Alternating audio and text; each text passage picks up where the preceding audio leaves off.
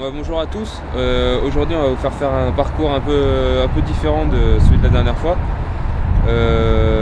On va peut-être tomber sur des gens, on sait jamais, hein, mais je vais surtout vous montrer des endroits que beaucoup de gens, même vivant à Paris, ne connaissent pas. Des gens un peu, des endroits un peu particuliers, un peu underground, on va dire. Attends, mais si tu t'assois, je peux pas.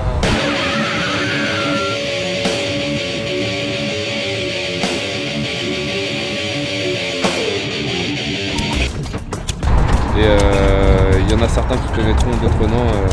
En tout cas, pour ceux qui ne connaissent pas, ça leur fera découvrir une autre aspect, une autre facette de Paris, quoi. Bah, suivez-moi, c'est parti.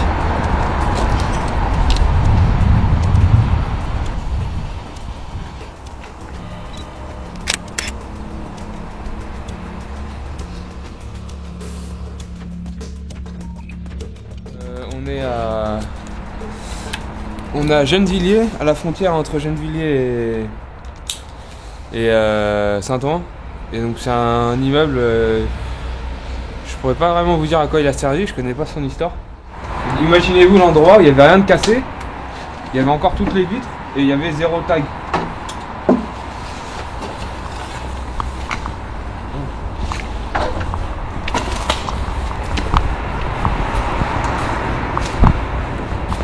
Je vous préviens, c'est énorme. C'est énorme comme endroit. Tout ce que je sais, c'est quand je l'ai découvert, j'étais avec un pote. À une époque où je faisais beaucoup de graffiti, mais c'était il y a bien longtemps maintenant. Et il n'y avait aucun tag. Il n'y avait aucun tag, c'est simple. Et en plus de ça, il y avait un gros mur qui maintenant n'existe plus, qui séparait les. Enfin, il y avait un mur de façade quoi, qui est complètement écroulé maintenant. Du coup, voilà. Maintenant c'est un spot. Spot ça veut dire que c'est un lieu connu, c'est un spot connu quoi. Et pour les graffeurs. Et je vais vous faire un peu la visite là.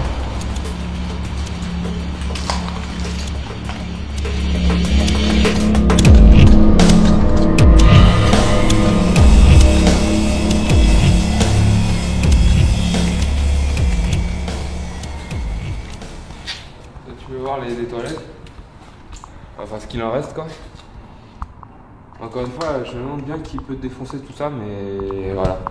Quand c'est laissé à l'abandon, entre des taggers et des.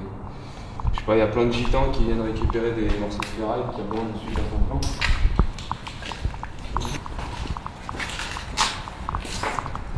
Là, on arrive dans un des grands entrepôts, donc vous allez voir, c'est immense, vraiment immense. La salle, elle est énorme. Vraiment gigantesque quoi, il doit y avoir au moins 4 terrains de foot quoi. Et en dessous de nos pieds il y a la même chose. Et là ça, on voit au fond, en fait ça. Venez avec moi, vous allez voir. Il y a des gens qui veulent aller en galerie, ils trouvent ça bien. Ici c'est gratos et il y a 3 fois plus de choses à voir.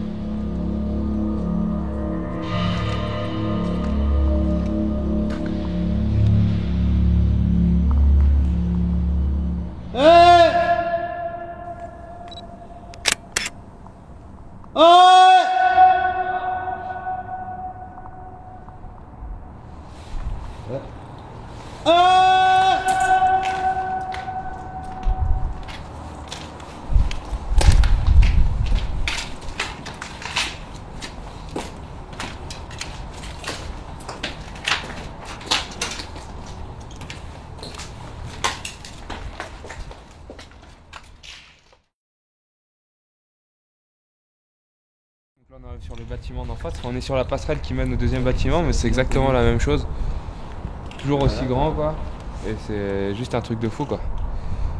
C'est juste un truc de fou. T'imagines, tu casserais les murs d'ici là, tu récupères toutes les pièces, tous les tags et tout ça, tous les personnages, machin et tout. Ça, si t'avais peu de scrupules comme beaucoup de gens dans le milieu de l'art, d'après moi, tu te ferais des couilles en or quoi. Parce que ici il y a des vraies pièces d'art et tout ça. Vraiment, tu feras un petit mix de tout ce que tu vas trouver joli. Et t'as vraiment des mecs qui ont un sacré niveau de peinture. C'est comme pour tout, il y en a pour tous les goûts, hein. Comme toutes les disciplines, il y en a pour tous les goûts. Après, d'après moi, ce qui fait qu'un graffiti va me plaire, quand on parle d'un graphe, un vrai graphe, un gros truc, hein, pas un tag, c'est d'abord l'harmonie qu'il y a par rapport à toutes les lettres, à la forme globale du truc. Si c'est plus gros d'un côté que de l'autre, déjà, moi, je trouve que c'est chelou, c'est bizarre. Ça me plaît pas trop, quoi, c'est pas très harmonieux. Il faut jouer sur les couleurs, sur le lettrage et sur la forme globale, mais il y a tout. Il y a des mecs qui arrivent, qui ont lettre par lettre, qui font un truc super stylé, et le tout rend pas trop bien. Et vice versa, quoi. Il y a des mecs qui finalement ont pas des lettres terribles, mais l'ensemble est génial. Et aussi, moi, ce que j'apprécie particulièrement, c'est la calligraphie, les gens qui savent faire de vraies lettres. Parce qu'il y a aussi beaucoup de gens qui font des beaux graphes parce qu'ils rajoutent plein de couleurs et font beaucoup d'artifices, mais la base est pas exceptionnelle.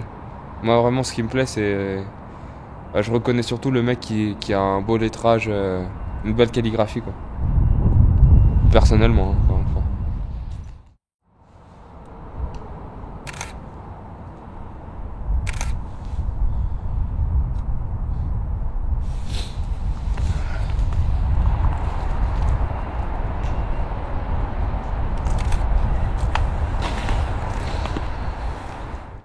Donc on est monté sur le toit tout à l'heure.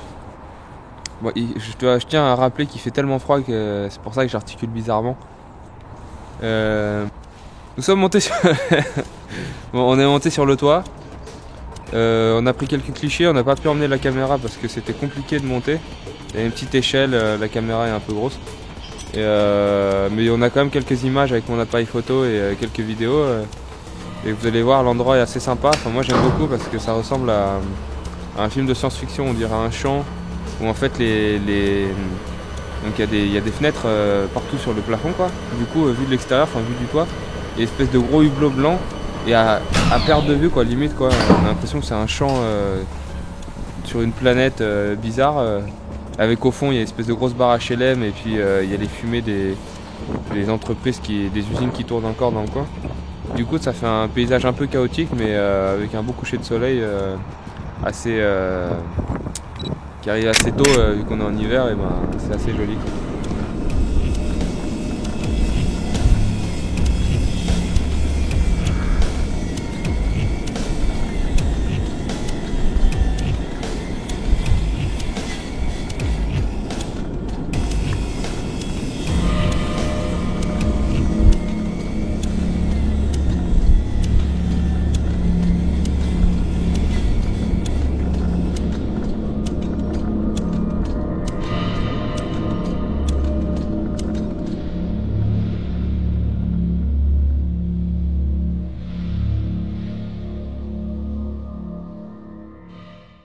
Et voilà, on se casse. Voilà.